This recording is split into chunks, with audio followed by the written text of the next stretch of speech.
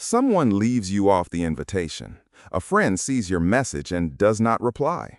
A group goes quiet when you walk up, then starts again once you leave.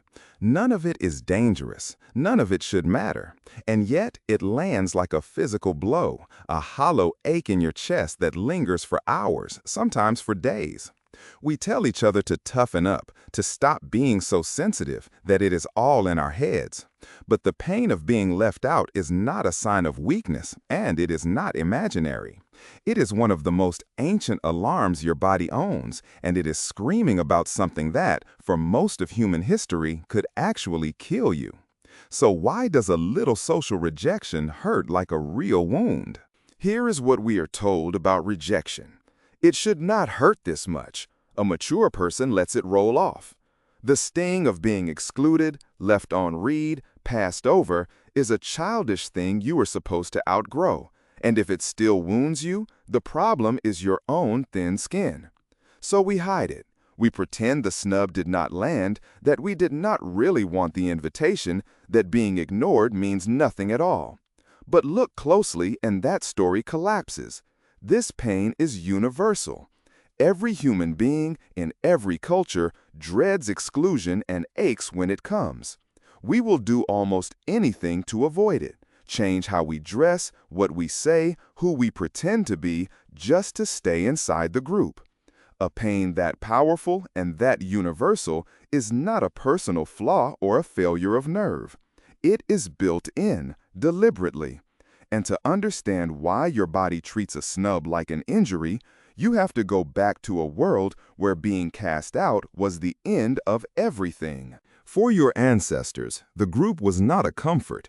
It was the only thing standing between them and death.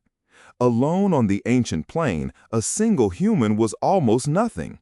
Too slow to outrun a predator, too weak to bring down big game, unable to stay awake forever to watch for danger. Everything that kept you alive came from the band. The shared meat when your own hunt failed. The many eyes watching for threats while you slept.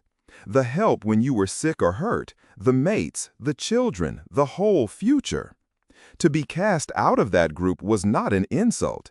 It was a death sentence, slow but nearly certain. So evolution did something clever and merciless. It made exclusion hurt. If being pushed to the edge of the group could kill you, then a brain that felt rejection as genuine pain would fight to stay inside, and would live. The neuroscientist Naomi Eisenberger put people in a brain scanner and had them play a simple ball-tossing game that quietly turned cruel. The other players freezing them out, throwing only to each other. And she watched the brain light up in the very same regions that handle physical pain. Being excluded did not just feel like an injury. To the brain, it was one. The ache you feel when you are left out is not a metaphor. It is the same alarm that fires when you break a bone, borrowed long ago to keep you from the one fate your ancestors could not survive, being alone.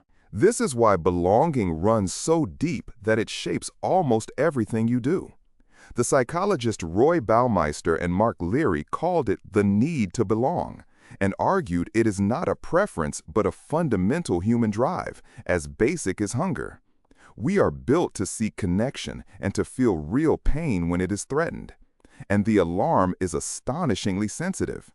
In those ball-tossing experiments, people felt the sting of exclusion even when the other players were total strangers. Even when they were told the whole game was run by a computer.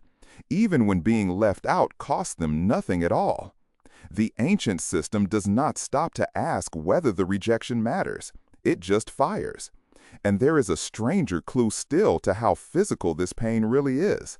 When researchers gave people a common painkiller, the kind you take for a headache, over several weeks, it dulled not only their aches, but their feelings of social rejection too. The same drug, the same pain system. We are not being dramatic when exclusion devastates us. We are running a survival program that cannot tell the difference between a broken bond and a broken body. Because for almost all of human history, one led straight to the other. The fear of embarrassment, the desperate wish to be liked, the way a single cold look can ruin your day. All of it is this ancient alarm, doing its oldest job. So if this alarm is so vital, why does it torment us over things that do not matter at all?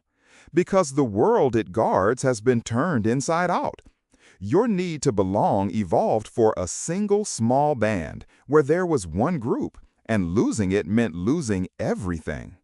Now you belong to dozens of overlapping groups, none of which can actually cast you out to die in the wilderness. And you carry in your pocket a device that broadcasts every snub in real time.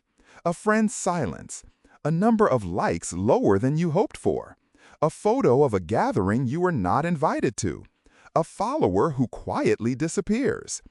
Each one trips the ancient alarm, which still believes that exclusion is death, even though you will eat tonight and sleep safe whether the group accepts you or not. The system was built to keep you inside the one band that kept you alive. It was never meant to track 100 groups at once, or to feel the cut of strangers who will never touch your life in any way. This is what the modern ache of loneliness and rejection really is.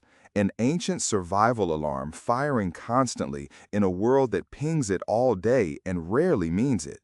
The misery of being left out, the way a feed can quietly hollow you out with its endless proof of gatherings you missed and lives that look fuller than yours.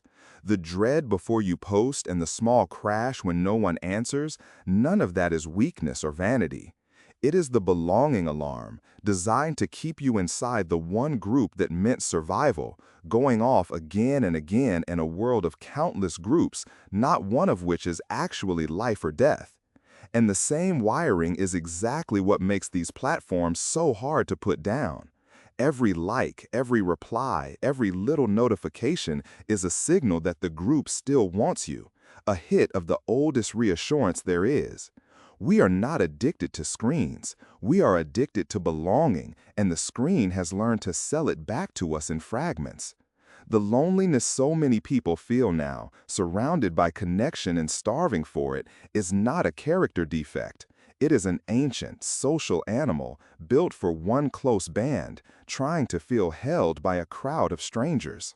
So the next time being left out cuts deeper than it should, do not be ashamed of the ache.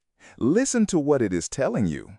That pain is one of the oldest and most honest things about you, a message handed down from ancestors for whom the group was life itself and exile was death.